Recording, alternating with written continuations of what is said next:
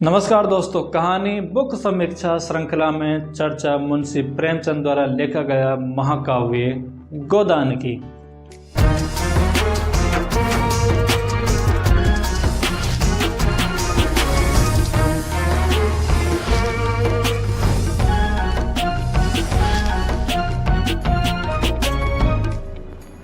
हिंदी और उर्दू साहित्य में प्रेमचंद का नाम किसी परिचय का मोहताज नहीं।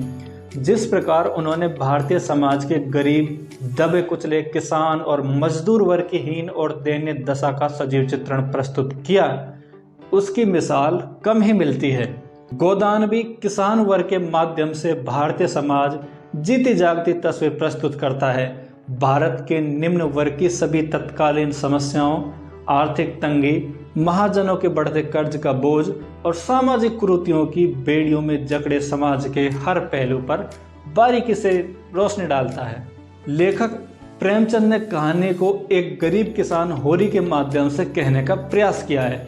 होरी, जो कि महाजनों के कर्ज में दबा हुआ है, घर बंटवारे में मिली अपनी हिस्से की 4 बीघा जमीन पर खेती करता है, जिसमें वो इतना ही प्राप्त कर पाता है कि जिससे कर्ज का ब्याज भी अदा नहीं हो पाता और असल ज्यों की त्यों रहती है, और वो भी तब जबकि फसल मौसम मार से बच जाए।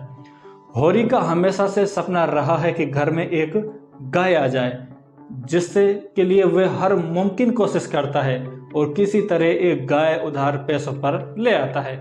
लेकिन होरी का भाई ईर्ष्या में आकर गाय के चारे में जहर मिला देता है। गाय तो चली जाती है, लेकिन होरी पूरी जिंदगी किन परिस्थितियों से जूझता है और किन किन दशाओं में गुजरता है, इसको उपन्यास पढ़ने के बाद ही समझा जा सकता है। मुश्किल बढ़ती जाती है और हल कोई दिखाई नहीं देता, लेकिन होरी के जीवन के आखिरी पलों में भी गाय की ललक उसकी आंखों में समाई होती है और यही सपना लिए दुनिया से चल बसता है।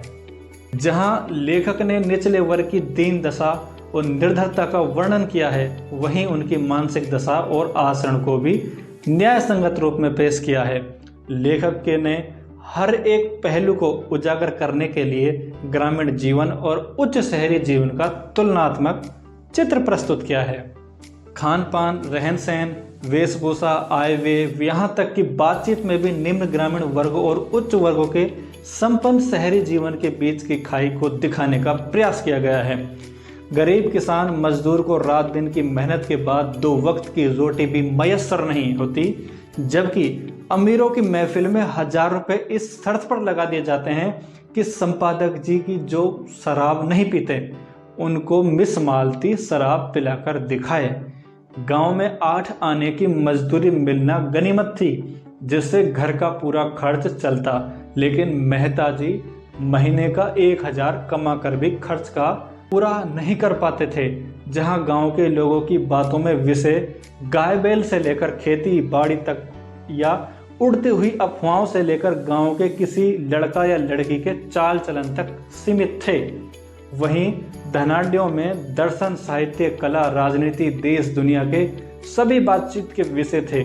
गांव के 2 लोग में बात करते, जब हाथापाई की नौबत आ जाए तो कह नहीं सकते कि यह अमीर शहरी सभ्यता और सौम्य की मूर्ति थे।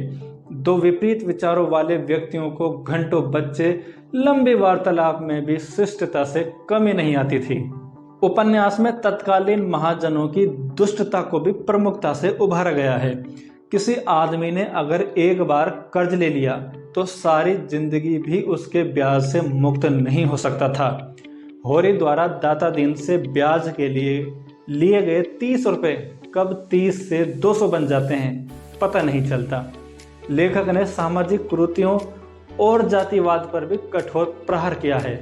लेखक ने दिखाया है कि कैसे अशिक्षित देहाती वर्ग समाज में फैली कुरीतियों की जंजीरों को समाज के नियम कहकर अपने गले में डाल लेते हुए और उसमें कभी मुक्त होने की चेष्टा नहीं करता। यही जंजीर उनके लिए मर्यादाओं और सम्मान है। इसकी समझने के लिए होरी का ये कथन काफ़ी है। धनिया, तेरे पैरों में पड़ता हूँ, चुप रहे। हम सब बिरादरी के चाकर हैं, उसके बाहर नहीं जा सकते। वह जो डांड लगाती है उसे सिर झुकाकर मंजूर कर। नक्कू बनकर जीने से तो गले में फांसी लगा लेना अच्छा है।